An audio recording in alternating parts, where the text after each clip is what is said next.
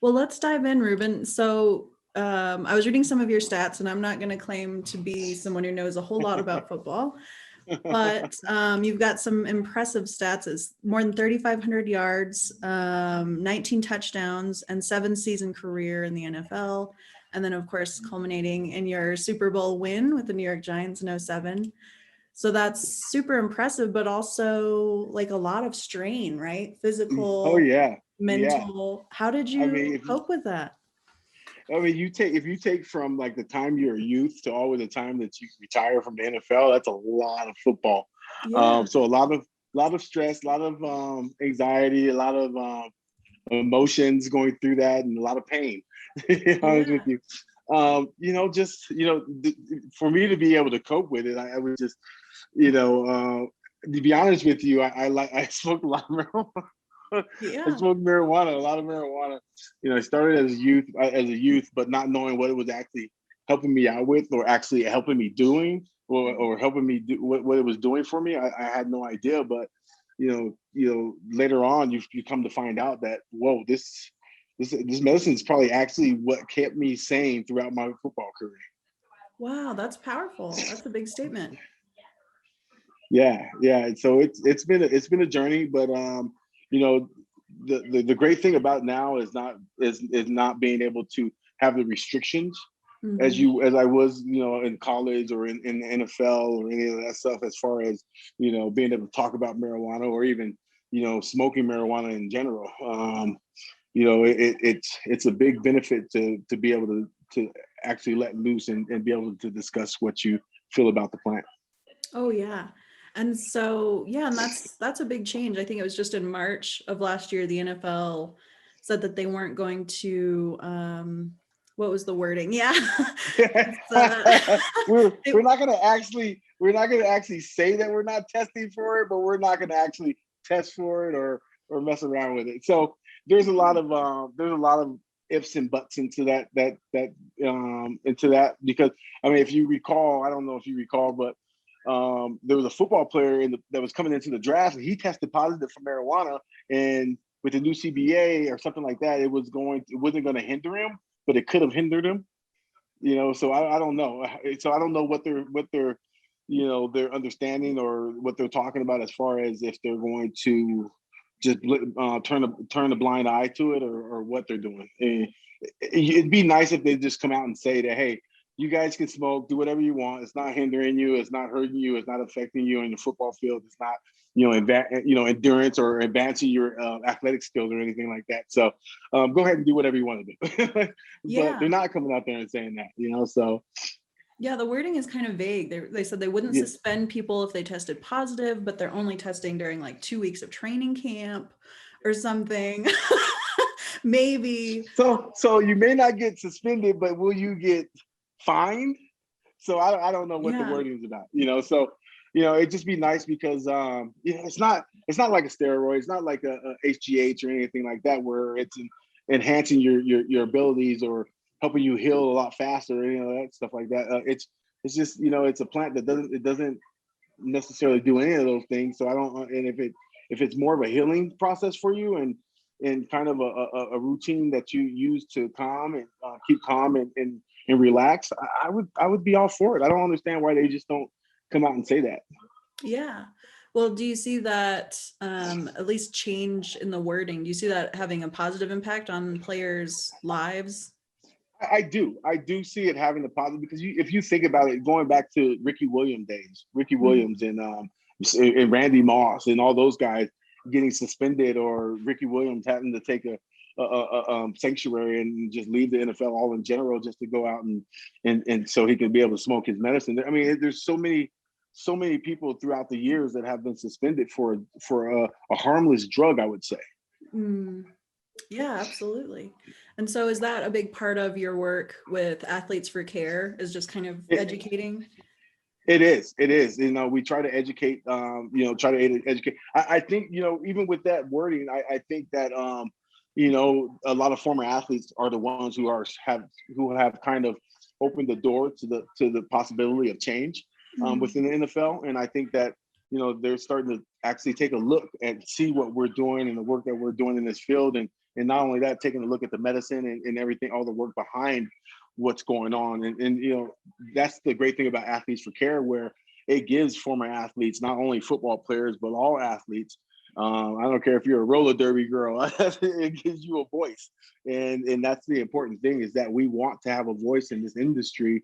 And not only that, spread the news and allow everybody to know what it's actually doing for us and how it helps us in general.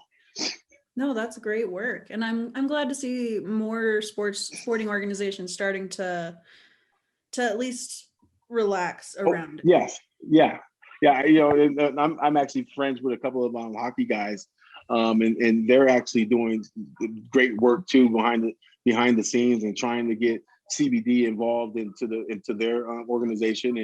And not only that, trying to bring awareness to marijuana smoke, and it's better than, you know, because a lot of those guys do a lot of opioids and stuff like that. And they're trying to, you know, wean some of their guys off of that type of drug, and bring awareness to marijuana, into the marijuana field. So, well, that brings up a good point. Some athletes or people will advocate for CBD, but they're reluctant to talk about THC. Do you feel like the whole plant can be helpful? Yeah, I think the whole bring it all in, bring it all in. I mean, I think when you talk about one, you got to talk about the other, because one comes from the other. So I think it's important to understand what you're putting, not only what you're putting in your body, if you're putting opioids in your body, you should be willing to try something different, because, you know, to be honest with you, CBDs, marijuana is not killing people like opioids are. So I would be open to, you know, if I was somebody thinking about like, oh, well, I'm afraid to talk about marijuana still, don't be, you know. You know, I don't think that, you know, the fact that even if you're retired, you know, if you're retired, I think that especially that factor, that you don't need to be scared anymore. You're done with the league, and, you know, unless they're paying your bills still, don't say anything. You can say whatever, you know, it doesn't matter. They're not going to, you know, you're not going to be subjected to ridicule or any of that stuff. I mean, you're more bringing awareness into what you prefer, and not only that, what's helping you out with, say, if you had an opioid addiction, or if you were trying to wean off of opioids or something like that. I think that, you know, you bringing awareness to something like this is a great thing. Did you see a lot of that during your time in the NFL? People kind of addicted to pain relief? After, and during, you know, but one of the things about when I was playing is we were able to just go into the training room and hey, I need some of this, I need some of that, and it was readily available to you. So so yeah, you do see a lot, and you see a lot of guys after the fact losing all their income because they're opioid addicts or something like that. And so, and yeah, so I've seen a lot of it. I've seen a lot of it, you know, during and after.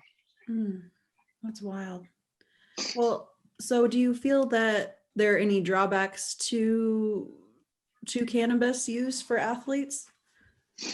I mean, you know, what I would say is, like, if any drawback that you have from smoking cannabis is you chill and you relax, and you sit on the couch instead of, like, when I was playing, if I was on opioids and stuff like that, I would like take some opioids, have some beers, go out to the club and feeling good. And then if I'm smoking just marijuana, I'm chilling on the couch playing video games and not taking that risk. So I think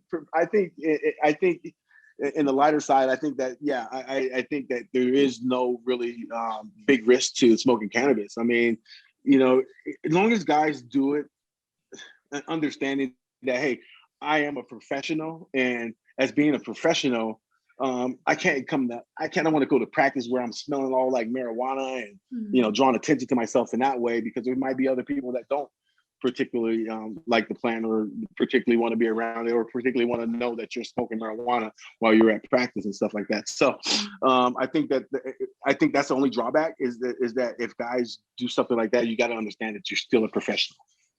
Well said. I can appreciate that point. Yeah. When you retired and began advocating for cannabis, did you deal with any backlash from your former teammates or fans? No, I think everybody was kind of in awe, like at first. It's like, whoa, whoa, the fact that I live in Colorado, so it made it a lot easier, and people were, some of my players and other former teammates understood, because let me tell you this. Hold on, let me sorry about that, Patricia. Hold on. A lot of us smoked. So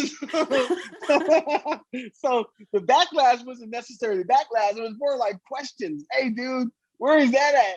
Can I come out there and get some of that? Or, it was more like that. It wasn't a lot of backlash. You were more afraid of like losing your benefits or something like that, where the league was going to try to penalize you or something, or oust you as a player. But no, they haven't. There's no calls, there's nothing like that. And there's too many of us for them to care about. And there's too many of us that care about this plant that are starting to advocate and are starting to spread our voices. And to be honest, to be particularly honest, I'm sure a lot of the front office guys, a lot of the former players used to partake in this type of medicine, and they may not have done it lately because they're in a professional setting, but I think they're more than willing to start listening. And now that we have a voice, they have a voice. I think that's where it's the case. I love that. The domino effect is real. It helps to have it really is. It is. Yeah. It is. Well, so you said people were coming to you, asking for advice, insights. Was that part of the inspiration for Dubin with Reuben, your podcast? Well,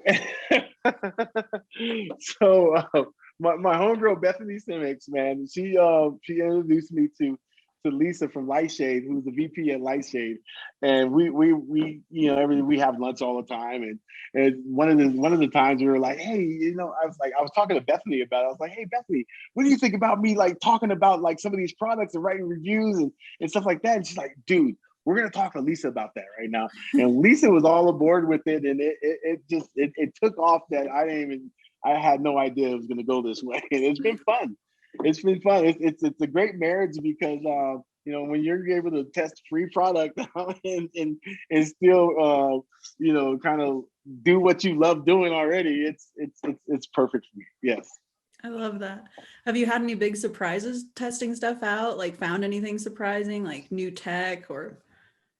Yeah. Well, there's this thing called the dab tabs where it's like, oh yeah, it's a machine. Have you seen that thing? Yes, I just saw those. Yeah, they got their own little tabs, and you got to put the tab in. It's pretty impressive. It's pretty fun. There's some, and then you're finding out like the levels in certain THCs and what kind of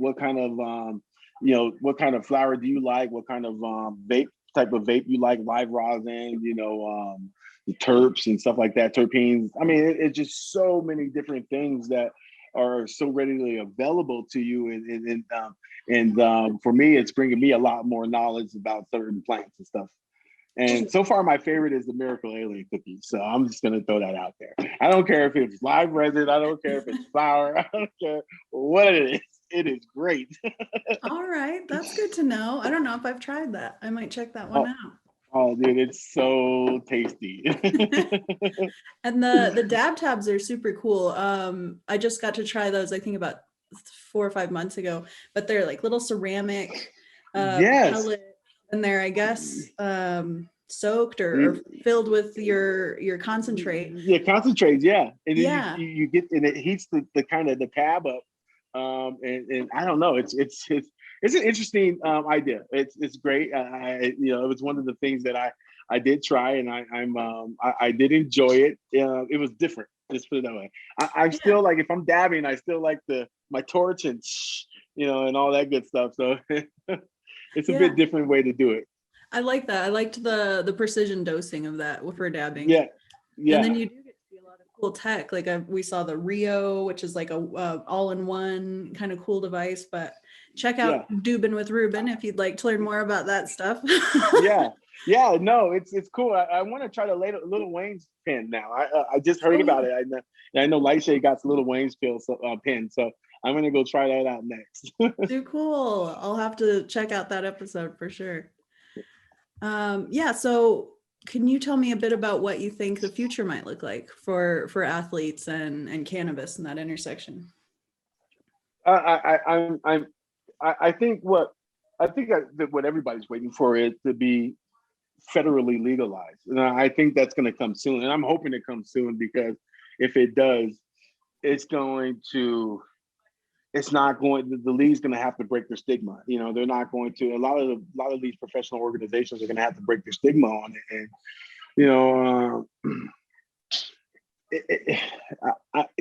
I think that's what I'm hoping for. I'm hoping that, guys are able to do what they want and are able to, I guess, meditate or herbally put medicine, put in their type of body, whatever, choose what you want to put in your body, and that's what I think is the bigger point. I sometimes wonder if, how much more research will need to be done, because you mentioned earlier that you don't consider it performance enhancing. And I know that's something that they're still researching, but I wonder at what point, like how much research we'll have to do. Hey, if it